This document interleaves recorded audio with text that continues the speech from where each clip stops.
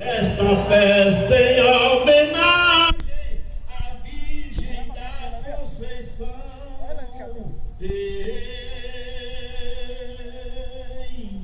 E a todo este vaqueiro que aqui se faz presente, nesta noite meu abraço, escuta o meu repente. Deus que protejam vocês na caminhada pra frente. Oi, que esta noite excelente, com fé em Deus soberano, que a tradição se torna, formando a todos arcano, que a festa se reproduza aqui por muitos os anos. Ei,